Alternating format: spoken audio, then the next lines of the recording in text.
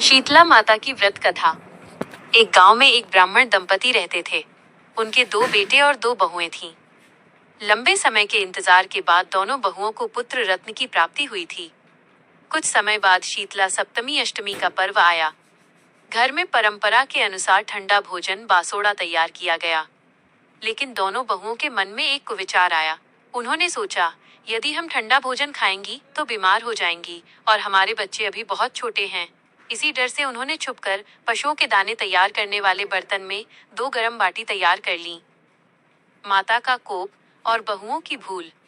सास और बहुएं शीतला माता की पूजा करके आईं और कथा सुनी।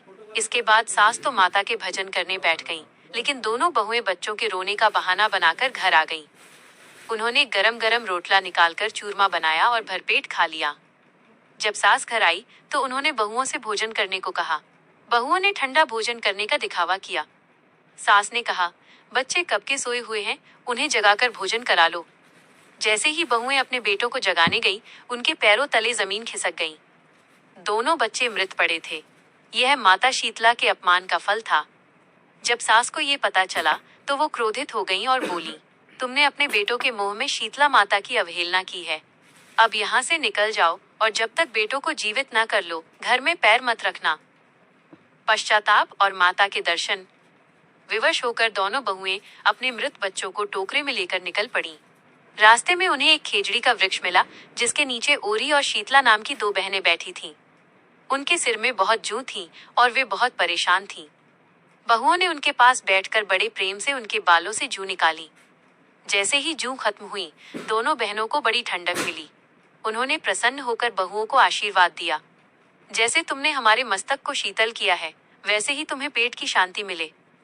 यह सुनकर बहुएं रोने लगीं और बोली, हमें तो पेट की शांति, संतान ही छीन ली गई है। तब शीतला माता ने उन्हें डांटते हुए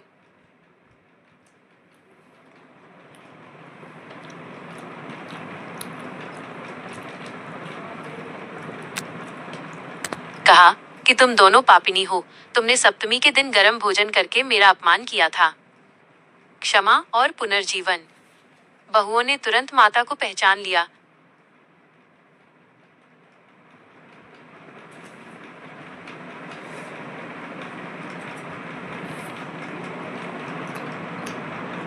और उनके चरणों में गिर पड़ी।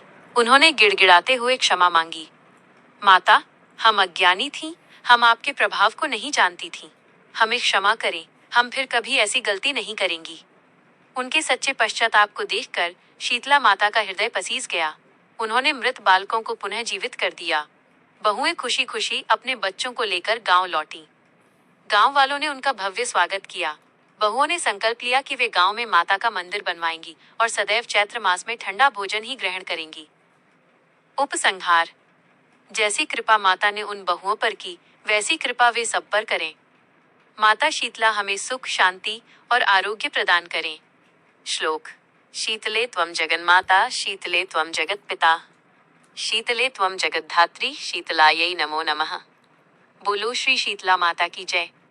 क्या आप